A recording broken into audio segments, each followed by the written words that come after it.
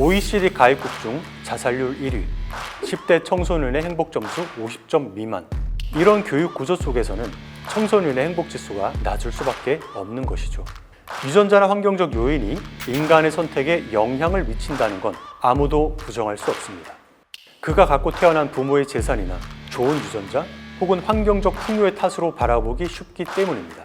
자기를 합리화하는 사람이 늘어날 수도 있겠죠. 성공하지 못한 도전에도 가치가 있을까에 대한 현명한 대답이 아닐까요?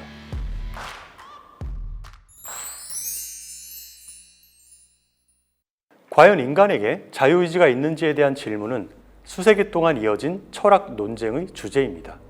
강한 결정론을 지지하는 사람들은 주로 심리학이나 신경과학 실험의 결과를 증거로 삼아 인간의 모든 행동이 사실 무의식적인 두뇌 활동의 결과라고 생각합니다. 강한 결정론의 근거가 되는 대표적인 실험이 바로 고무손 실험입니다. 1998년 처음 제안한 이 실험에서 참가자는 자신의 왼쪽 손이 보이지 않는 상태로 왼쪽에 놓인 고무손을 보게 됩니다. 그리고 가려진 왼쪽 손과 고무손을 동시에 쓰다듬는 것을 시작으로 진짜 손과 고무손에 다양한 자극을 줍니다. 그러다 일정 시간이 지난 후에 고무손에만 자극을 가해도 참가자는 마치 진짜 손에 자극을 받은 것처럼 감각을 느끼게 됩니다. 강한 결정론을 지지하는 사람들은 나의 행동을 결정하는 건 뇌가 아니라 뇌라고 생각했고 1990년대부터 2000년대 초반까지 1000편이 넘는 논문이 나왔습니다. 자유론은 오랫동안 신비주의라는 오명을 받아왔습니다. 신비로운 힘이 신체의 명령을 내리는 듯한 인상을 불러일으켰기 때문인데요. 사건인과 자유론에 따르면 자유로운 선택은 삶의 어려운 순간에 발생합니다. 하나 이상의 선택지 사이에서 마음이 갈린 상황, 즉 갈린 선택을 놓고 숙고하는 상황에서 자유의지가 나타난다는 것입니다. 뇌에는 약 900억 개의 신경세포와 약 100조 개의 시냅스가 있고 숙고하는 상황에서 병렬적으로 정보를 처리하는 두뇌 안은 카오스 상태가 되어 미래의 결과를 확률적으로만 예측할 수 있게 됩니다. 사건인과 자유론자들은 행위자의 의식적 의도에 의해 이전의 물리적 원인이 있더라도 다른 결과가 나올 수 있다고 주장합니다. 유전자나 환경적 요인이 인간의 선택에 영향을 미친다는 건 아무도 부정할 수 없습니다. 그러나 정확히 어느 정도까지 한 개인의 의사결정에 영향을 미치는지 더 많은 증거를 확보해야 하며 설령 평균값을 확보한다고 해도 개인 차이가 존재한다면 자유의지가 존재하지 않는다는 결론은 섣부른 판단일 수 있습니다.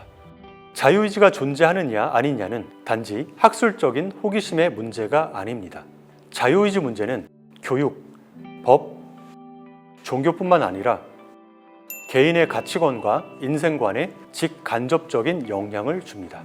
우리는 사회적으로 이름이 알려지고 지위가 높은 사람들이 범죄나 도덕적 잘못을 해놓고 술이나 환경을 탓하는 경우를 많이 보았습니다. 만약 강한 결정론이 옳다면 자기 잘못이나 범죄를 외부의 원인 탓으로 변명하는 일이 더 빈번해질 것입니다. 그리고 어차피 나는 성인 군자로 태어난 게 아니니까 대충 이기적으로 살자라고 자기를 합리화하는 사람이 늘어날 수도 있겠죠. OECD 가입국 중 자살률 1위, 10대 청소년의 행복점수 50점 미만. 그리고 월드밸류 서베이가 2016년부터 2020년까지 조사한 결과에 따르면 우리나라의 16세부터 24세까지 청년층 중 20.8%가 노력해도 성공하지 못한다라고 답했다고 합니다. 이런 문제점은 교육에서도 잘 나타납니다. 이른바 한국식 스타일의 줄세우기식 교육 방식은 개인의 열정과 노력으로 바꾸기 힘든 타고난 기질과 성향 같은 개성의 다양성을 존중해주기 어렵게 만듭니다. 이런 교육 구조 속에서는 청소년의 행복지수가 낮을 수밖에 없는 것이죠. 자아실현의 기쁨은 행복한 삶에 큰 비중을 차지하는데 자아실현은 혼자서는 이룰 수 없고 타인의 배려와 도움이 필요합니다. 고립은 행동의 자유에 제약을 초래하고 이는 자아실현의 방해를 초래하고 이는 다시 행복감을 떨어뜨리는 악순환을 일으키게 됩니다. 서로 더불어 살아가며 자아를 실현하고 행복을 이루기 위해서는 사람 사이의 신뢰가 회복되어야 하고 그를 위해선 일상에서 아주 작은 노력에 의한 결과라도 관심을 주고 칭찬하는 문화가 필요합니다. 왜냐하면 강한 결정론이 옳든 아니든 노력을 통해 자기를 변화시키는 일은 매우 어렵고 큰 용기가 필요하기 때문입니다. 그런데 사회 내의 신뢰가 부족하면 이런 용기를 내려는 시도조차 하지 않게 됩니다.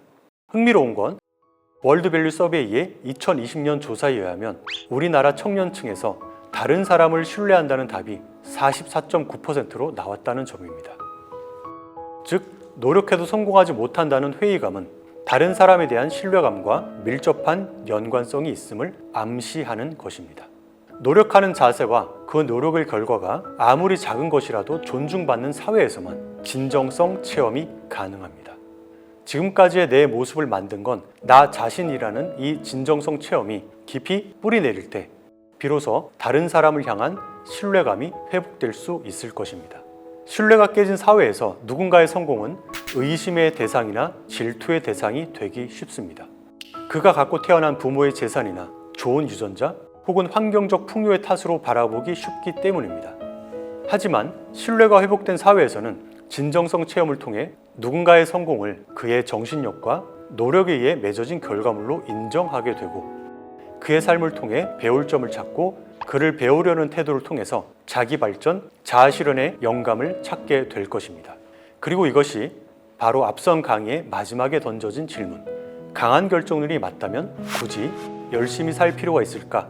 그리고 성공하지 못한 도전에도 가치가 있을까에 대한 현명한 대답이 아닐까요?